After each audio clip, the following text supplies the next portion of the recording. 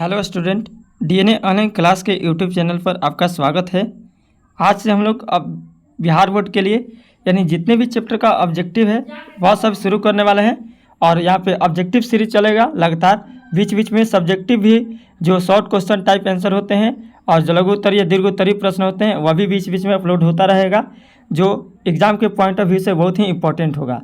तो चलिए आज हम ये प्रकाश का प्रवर्तन फिजिक्स यानी विज्ञान का पहला अध्याय से शुरू कर रहे हैं। ऑब्जेक्टिव क्वेश्चन यहाँ पे अपलोड हो रहा है। पहला पार्ट 1 है यह फिजिक्स का प्रकाश का प्रवर्तन एवं अपवर्तन। ये वीडियो जो है ना 2 भाग में डिवाइड है, तो ये पार्ट 1 ही है। पार्ट 2 इसके बहुत ही जल्द अपलोड किया जाएगा। तो चलिए बिना आपका टाइम को बर्बाद किए हुए हम यहाँ पे शुरू करने वाले हैं। और मेरा टारगेट है एग्ज़ाम 2024 10th का। तो इस वीडियो को आप शुरू से लेकर अंत तक जरूर देखते हैं तो आपको बहुत ही ज़्यादा यहाँ से हेल्पफुल होगा। और अभी तक आपका ऑब्जेक्टिव का तैयारी नहीं हुआ है तो बिल्कुल भी चिंता मत कीजिए, इस चैनल से आपका 100% तैयारी श्योर होगा और आपका अच्छे से अच्छे अंक जरूर आएंगे एग्ज़ाम में। तो इस वीडियो को शुरू से लेकर अंत तक जरूर देखें, आपको बहुत ही ज़्यादा यहाँ से हेल्पफुल हो जाएगा, आपको बहुत ही ज़्यादा यहाँ से नॉलेज मिलेगा। तो चलिए पहले इस क्वेश्चन से शुरू करते हैं। प्रकाश की किरण गमन करती है। आपको अगर कोई भी आंसर इसका पता हो तो कमेंट बॉक्स में ज़रूर बताइएगा। तो प्रकाश की किरण गमन करती है यानी ए का पहला का ऑप्शन होगा, यानी क्वेश्चन नंबर 1 का आंसर है सीधी रेखा में, यानी option number A. Question number 2 की ओर चलते हैं दोस्त। प्रकाश का वेग न्यूनतम होता है। प्रकाश का वेग न्यूनतम होता है यानी कितना न्यूनतम होता है। 2 नंबर का आंसर जो होगा वह होगा डी यानी कांच में। ठीक है, कांच में प्रकाश का वेग सबसे कम होता है। आगे क्वेश्चन नंबर 3, मोटर गाड़ी के चालक के सामने लगा रहता है। तो मोटर गाड़ी के चालक के सामने जो लगा रहता है वह होता है उत्तल दर्पण। ठीक है दोस्त। आगे क्वेश्चन नंबर 4 के, मोटर कार के हेडलाइट में किसका प्रयोग होता है। मोटर कार के हेडलाइट में किसका प्रयोग होता है, यानी 4 का सही उत्तर होगा अवतल दर्पण। ठीक है। आगे क्वेश्चन नंबर नेक्स्ट की ओर चलते हैं। समतल दर्पण द्वारा बना प्रतिबिंब होता है। 5 का सही उत्तर होगा काल्पनिक होता है। ठीक है, याद रखिएगा काल्पनिक होता है यार। क्वेश्चन नंबर 6 की ओर चलें। लेंस की क्षमता का एसआई मात्रक क्या होता है। तो लेंस की क्षमता का एसआई मात्रक याद रखिएगा डायऑप्टर होता है। ठीक है दोस्त। आगे बढ़ते हैं क्वेश्चन नंबर 7 की ओर। प्रकाश की किरणों का पथ दर्शाने वाले चित्रों को कहा जाता है। प्रकाश की जो किरण दर्शाता है उसको कहते हैं किरण आरेख। ठीक है, याद रखिएगा ऑप्शन नंबर ए इसका सही है।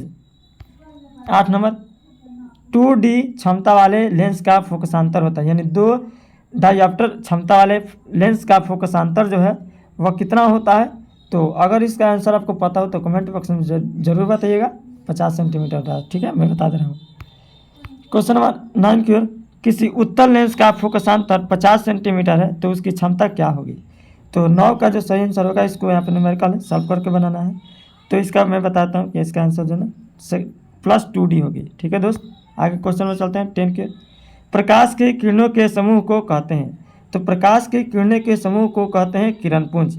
ठीक है, प्रकाश की जो किरण के समूह होता है उसको बोलते हैं किरणपुंज। आगे क्वेश्चन नंबर 11 की ओर। उत्तल लेंस की क्षमता होती है। उत्तल लेंस की जो क्षमता होती है वह कैसी होती है। तो 11 का सही उत्तर होगा धनात्मक होती है। ठीक है, उत्तल लेंस की क्षमता धनात्मक होती है। 12 नंबर, अवतल लेंस की क्षमता होती है। अवतल लेंस की क्षमता जो होती है वह ऋणात्मक होती है।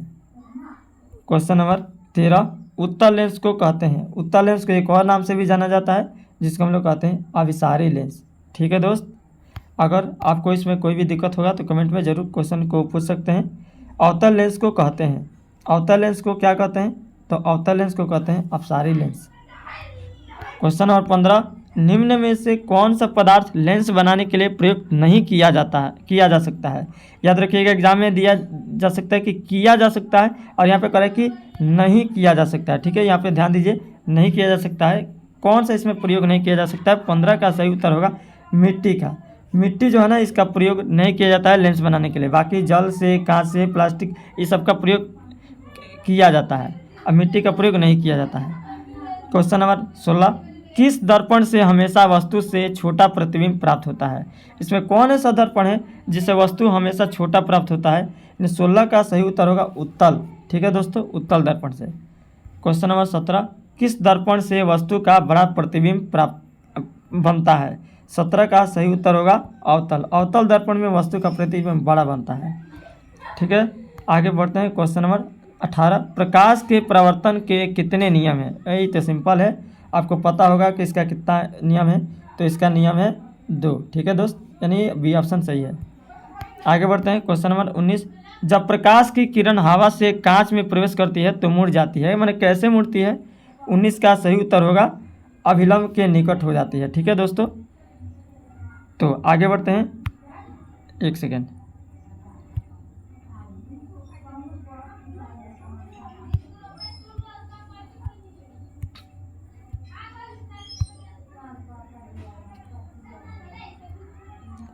तो 19 का सही उत्तर होगा अभिलंब के निकट। ठीक है, नेक्स्ट क्वेश्चन पे चलें। आप 20 नंबर क्वेश्चन पर फोटोग्राफी कैमरा का अभिदृश्य होता है, यानी 20 का सही उत्तर होगा ए। ठीक है, उत्तल लेंस होता है।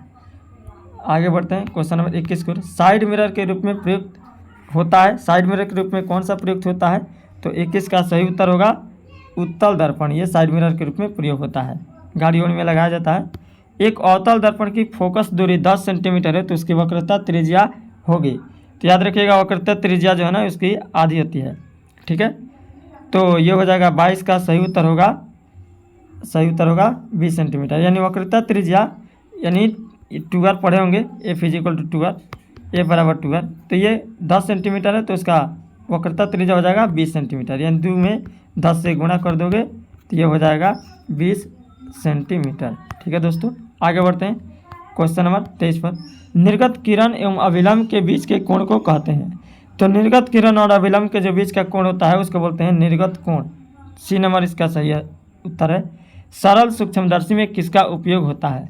जो सरल सूक्ष्मदर्शी होता है उसमें किसका प्रयोग होता है? तो वह याद रखिएगा उत्तल लेंस में। ठीक है, उत्तल लेंस का होता है।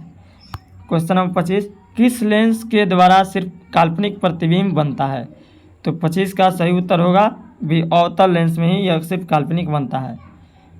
Question number 27। प्रवर्तन के नियम से निर्धारित होता है, प्रवर्तन के नियम से यह निर्धारित होता है कि परावर्तन कोण बराबर हो जाता है अपवर्तन कोण के बराबर, यानी 20 का सही उत्तर है। Question number 27। काल्पनिक प्रतिबिंब होता है, काल्पनिक प्रतिबिंब कैसा होता है? तो काल्पनिक प्रतिबिंब सीधा होता है। ठीक है, याद रखिएगा, काल्पनिक प्रतिबिंब सीधा होता है। 28 का। लेंस में मुख्य फोकस की संख्या कितनी होती है? तो लेंस में मुख्य यानी मेन फोकस की जो संख्या होती है 28 का सही उत्तर होगा वह 2। ठीक है, 2 होती है। सर्च लाइट का प्रवर्तक सतह होता है, सर्च लाइट का प्रवर्तक सतह कैसा होता है? तो ये अवतल होता है। ठीक है, अवतल, एक सेकेंड, अवतल होगा ये। ठीक है दोस्तों, आगे बढ़ते हैं क्वेश्चन नंबर लास्ट 30 है। दाढ़ी बनाने में कौन सा दर्पण प्रयुक्त होता है? तो दाढ़ी बनाने में जो प्रयोग होता है वह होता है अवतल दर्पण। ठीक है दोस्तों, अगर ये वीडियो आपको पसंद आया हो तो इस वीडियो को लाइक कर दीजिए और चैनल को सब्सक्राइब कर दीजिए। अभी तक सब्सक्राइब ही नहीं किए हैं तो सब्सक्राइब कर दीजिए चैनल को। और भी आपके जो दोस्त तैयारी कर रहे हैं उनके पास ये वीडियो को शेयर कर दीजिए ताकि वो भी उनका भी हेल्प हो सके। और ऐसा ही वीडियो के लिए हमारे चैनल से जुड़ जाइए। इसका पार्ट 2 बहुत ही जल्द अपलोड होगा, तो बने रहिए चैनल पर। मिलते हैं पार्ट 2 वीडियो में।